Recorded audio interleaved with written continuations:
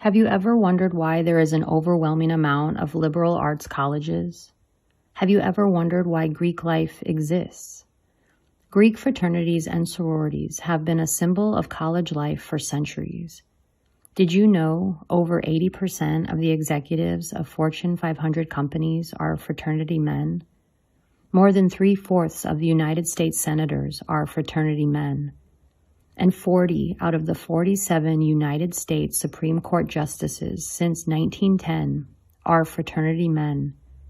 Is this a coincidence? If an employer sees Greek fraternity on your resume, does it give you a hidden advantage? How and why did Greek life become so prominent on college campuses? The answer to these questions directs us straight to the Black nobility House of Farnese. The House of Farnese established the Society of Jesus, otherwise known as the Jesuits, as a military order through the papal bull under Pope Paul III, whose name was Alessandro Farnese. The leader of the Jesuits is called the Superior General, or the Black Pope. The first Black Pope was Ignatius of Loyola in 1539.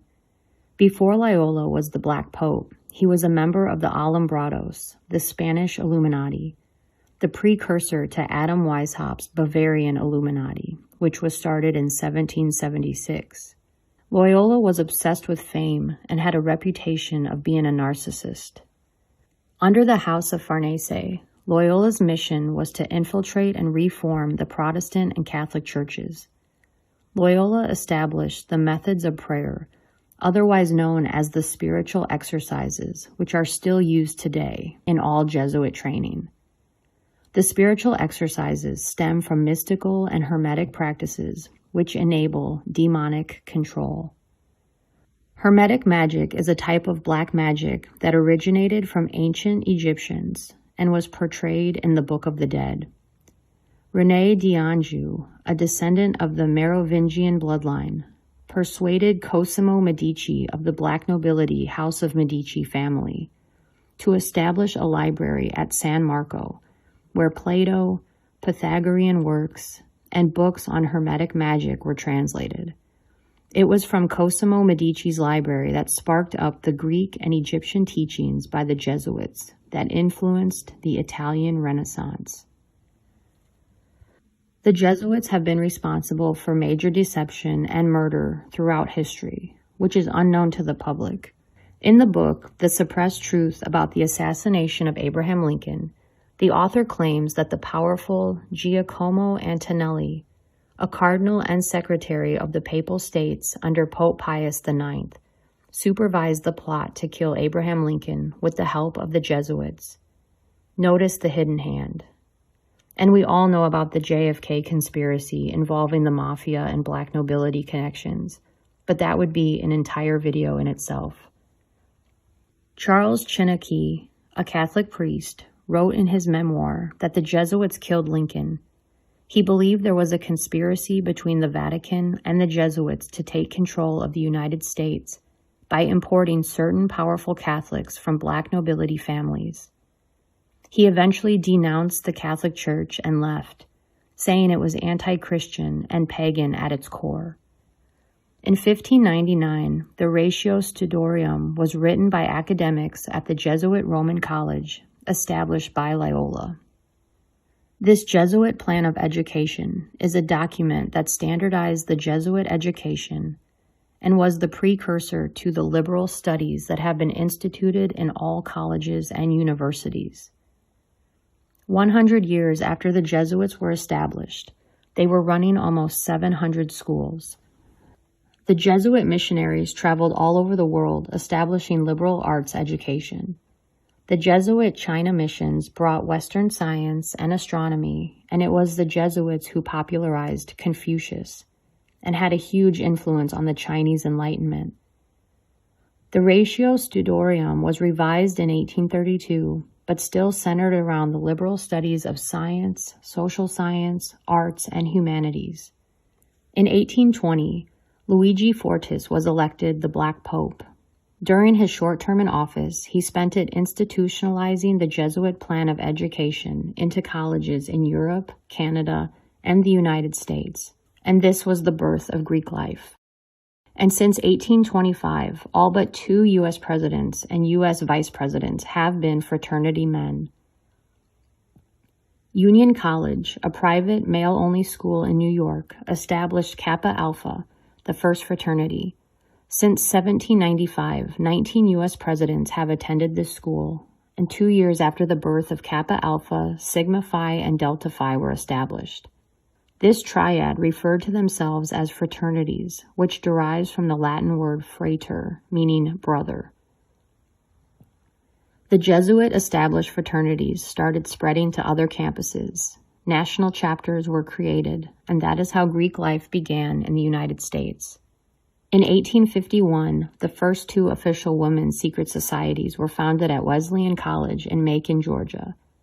They were called the Adelphian Society and the Philomathian Society. It wasn't until 1900 these secret societies became the sororities, Alpha Delta Pi and Phi Mu.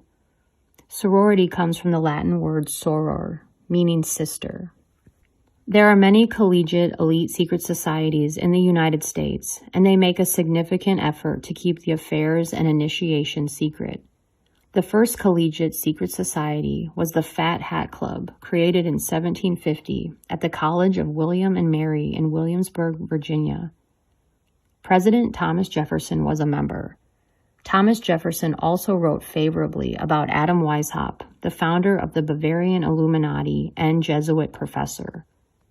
Although Weishaupt was the frontman for the Luciferian organization, he was actually backed and funded by the black nobility Farnese family. It was the House of Farnese who elevated the Rothschilds into power and moved the Farnese family seat of power to Washington, D.C. This family is one of the most powerful families on earth today. The Farnese family built their Pentagon fortress known as Via Caparola in Lazio, Italy. In their map room, which was designed in the 1500s, includes a painting of the world showing the continent Antarctica. Did you know that Antarctica was not officially discovered until the 1770s? This was around the same time the Farnese family recruited Adam Weishaupt to create the Illuminati and move the Farnese seat of power to Washington, D.C., where they built their second Pentagon. How did the Farnese family know about Antarctica? Interesting to note that the Washington capital is placed between Virginia and Maryland. Did you know that Larry Farnese is a state senator for Pennsylvania? In the book Rulers of Evil, Tupper Saucy explains how Washington, D.C. was built on land that was owned by the Jesuit-educated Daniel Carroll of the very rich and powerful Carroll family. Daniel's brother, John Carroll, was a Jesuit priest and the founder of the Jesuit college, Georgetown University. John Carroll was the priest of Pierre Charles L'Enfant, the man who was hired to design Washington, D.C. with occult symbology.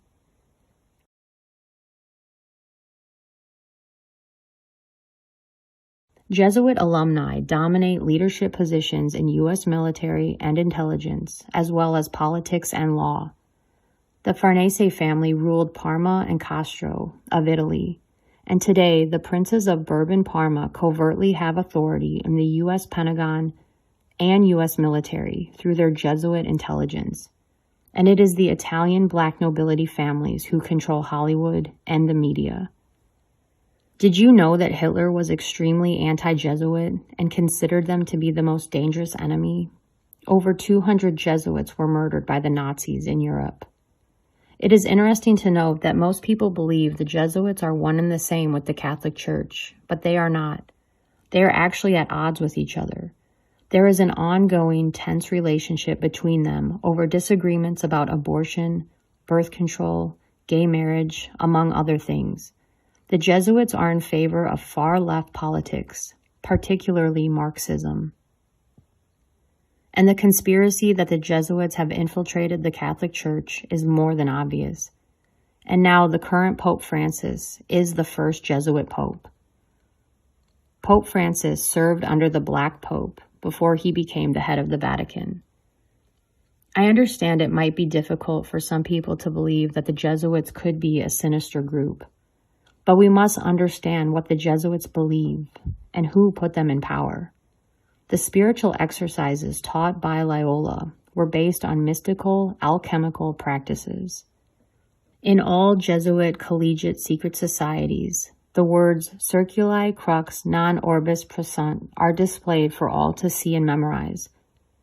This is an alchemical expression which translates to the diameter of the sphere, the tau of the circle, and the cross of the orbit do not benefit the blind. This means that these Jesuit esoteric disciplines are not accessible to the uninitiated.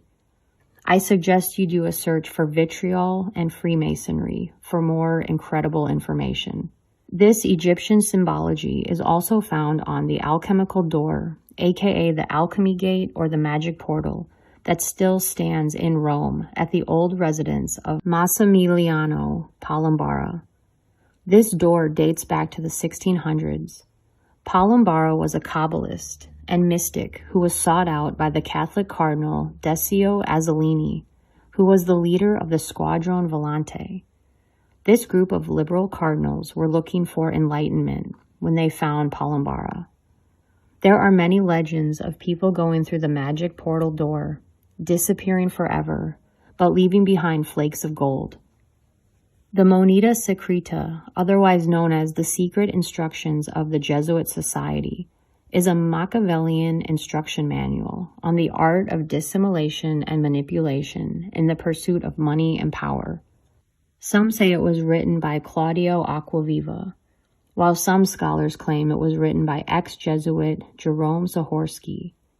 The manual itself is chilling to read. One line that stuck out to me read, "Those who do not love us shall fear us." Did the Jesuits write this? Or was this written by a rogue Jesuit? Does it even matter who wrote it? The fact is, someone wrote it.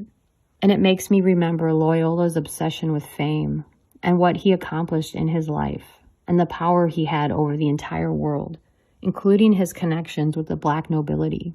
Could Loyola have been the first sellout for fame and fortune? I'll leave you with that to do your own critical thinking.